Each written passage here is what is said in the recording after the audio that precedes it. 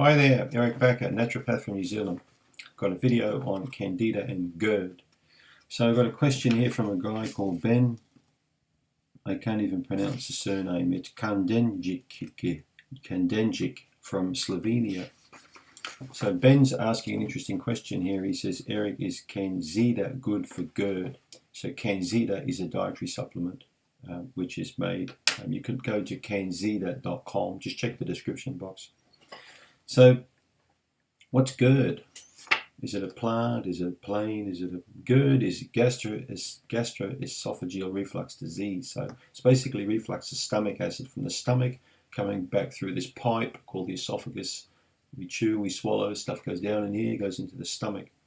So you've got this little muscle called a sphincter, called lower esophageal sphincter. So you've got this, it's a little bit like the bum hole. It sort of closes off. It's a little muscle. And that will shut and stop acid basically coming back up into the esophagus. So GERD can be a reflux of acid coming back up again. It can occur primarily, in my opinion, through crappy diets like chocolate, alcohol, eating the wrong kind of food. Remember, guys, your stomach is not a cement mixer. You can't just throw anything in it and it'll churn it up. So if you make poor dietary choices, particularly consistently, it's going to cause reflux, an esophageal problem. I wrote about this in my Candida Crusher book, a little bit like the stomach is like a cement mixer, right? In fact, I was using a cement mixer only last weekend, and I'll be using one again today because I'm building a deck, and I've got to put concrete or cement in the ground. So you put the gravel in there, called builder's mix, 7 shovels, 1 shovel of cement powder. You put the tap in there, and it's going hong, hong, hong. It's turning around. But the problem is, this cement mixer can only take about 15 scoops of gravel. And I've noticed if I put 17 or 18 in there, it goes whong, whong. It's really getting quite violent. And then it throws out, it spits out a little bit of gravel every now and then. A little bit like a stomach is going to go whong. It's going to spit out probably mixed up food.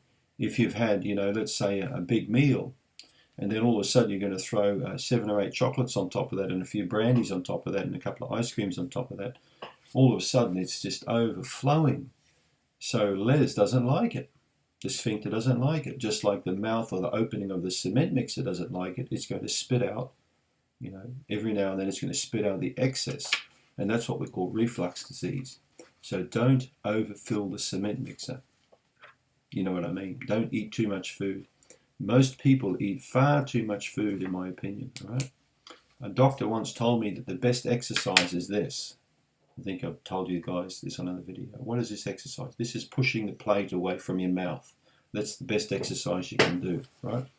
So, smaller plate sizes, eat less food than you think you need.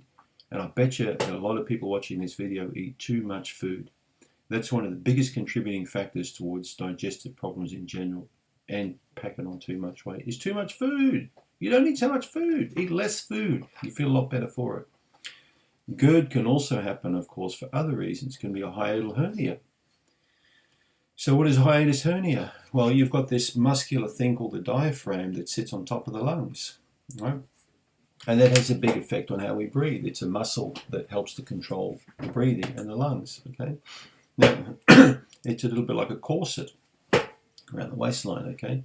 But that muscle there can sometimes have a little hole in it, okay? Or it can be pinched open, and a piece of the muscle, of the stomach muscle, can pop up. And that's what we call a hiatal hernia. So a really good way to overcome that is learning how to breathe properly and to lose some weight. Okay? So GERD also occurs, in my opinion, for the second biggest reason apart from eating is stress.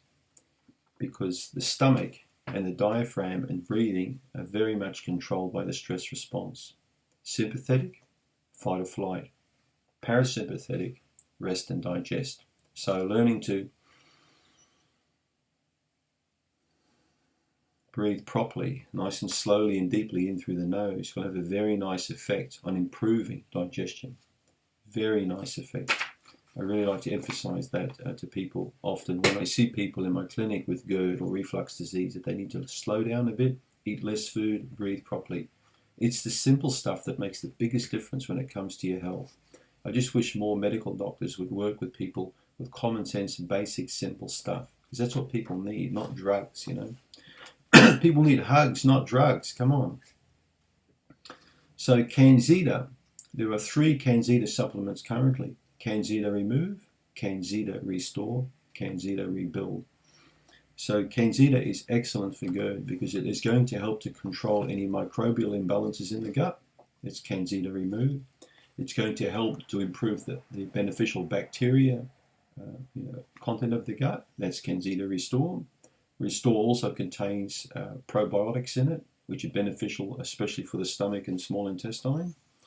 And then the CanXida Rebuild is going to improve GERD because it's going to give the stomach the microelements, the trace elements and minerals and nutrients that the person needs for energy, vitality and good health. So CanXida is very good for GERD. Start slowly. You may need to start with 1 dose per day for several days and then slowly ramp it up. But remember, if you've got GERD, be careful of what you eat. Look at the combinations. Don't fill the cement mixer too much. Make sure you breathe properly and relax a lot more. If you're carrying too much weight, lose a bit of weight because that can affect GERD quite a lot too. So try and follow those tips. I'm pretty sure you're going to get some beneficial results out of that. So I hope that answers your question, Ben from Slovenia. Thank you very much.